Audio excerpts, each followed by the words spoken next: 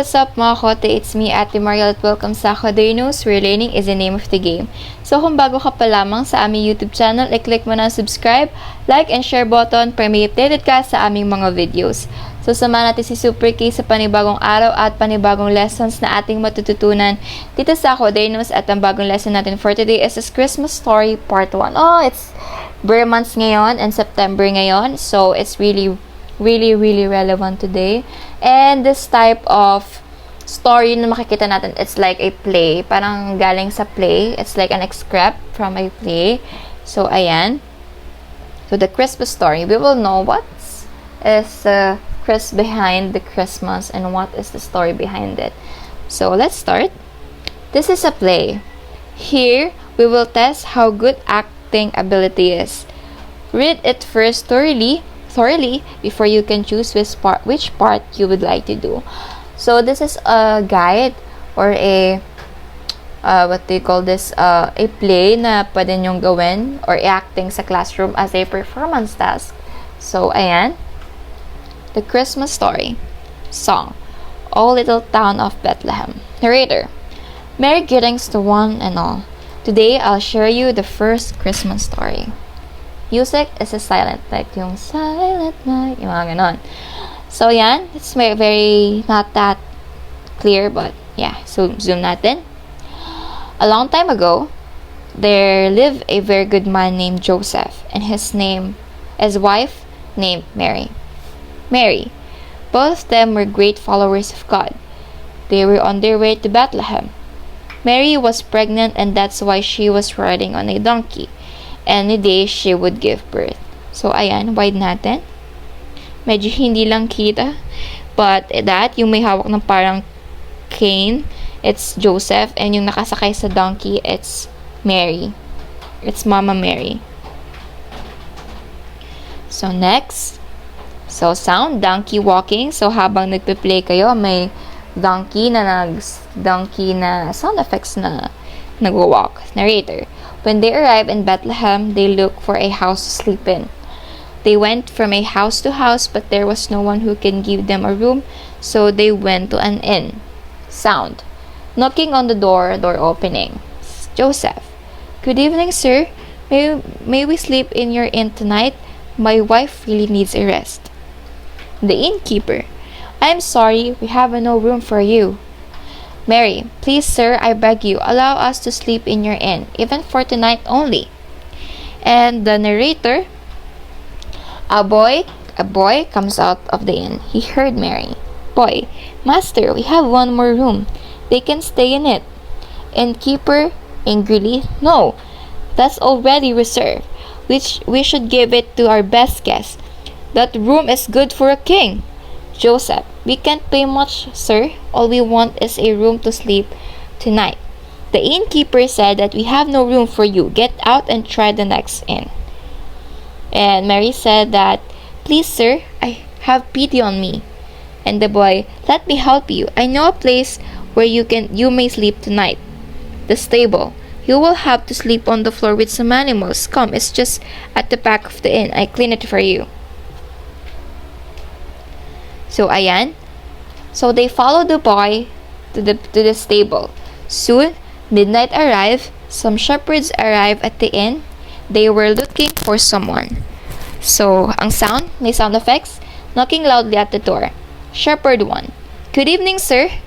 Innkeeper: What do you want at this time of night? So, the shepherd 1 is irritated. Shepherd 2: We're looking for a newborn baby who will be the King of Kings. He was born tonight. Narrator: Just then, the boy comes in running. So, may sound na running feet and, Master, a baby was born in a stable. So, the innkeeper: What are you talking about? A baby? And the narrator said the shepherds look at one another. So, that's the first part of the first Christmas story. And this is the start, yung when it's Christmas season, share ko lang, when it's Christmas season, I'm really excited to hear again the story of Mary and Joseph nung manganganak pa lang si Mama Mary, and then It's a famous story in our oratory when Christmas season because it was told to kids and to us as a adult, a high school student, a typical high school student before the pandemic, and they will always give stories. And in honor for Mama Mary, they have a play and a lesson about Mama Mary. And for Christmas, we will have a mass and all. And meron pa kaming mga pabigay and mga pamasko sa mga bata because of this event. Because of this first Christmas, all of us sa buong mundo nagse-celebrate ng Christmas season. It's the most, sabi nga sa kanta, it's the most wonderful time of the year. So I'm really excited when it comes to birth months. For example, September is the start of the countdown of before Christmas, like from 100 days to 100 days or more. You'll count down Christmas again, and yun. It's really satisfying to experience again the old Christmas that we used to before, because now we have because we have a really serious situations because of pandemic, and of course another problems pa sa ibang mga bagay, and it's not the Christmas we used before when we were kids. So ayan, it's really spirit of when we feel the spirit of Christmas, caroling, bigay ng regalo, pamamasko, pagkain ng spaghetti every Christmas, graham, mamamasko ka sa bahay-bahay, and then magkakaroon ka ng bagong damit, bagong sapatos because of Christmas.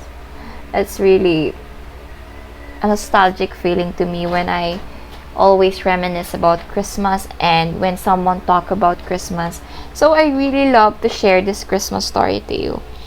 So ayan, naghahanap sila ng inn, but the innkeeper doesn't want them to sleep in a room that is, he said it is reserved. And the boy initiates that pwede silang matulog sa isang sabsaban na meron doon mga sheep ba, tawag ba? Oops, nawala. Shepherds. So, ayan. Doon siya. So, ayan. No, sa, ng story, and sinabi niya ay, may newborn baby si Mary and si Joseph. Ayan. May pumunta pang mga shepherds. Ayan. Para tignan kung kung hinahanap nila yung newborn baby na ipapanganak ngayong araw. So, ngayong doong gabing yon pala. So, ayan. That's it for the part 1. So, thank you. Have a great day and God bless, and see you sa part 2. Bye-bye.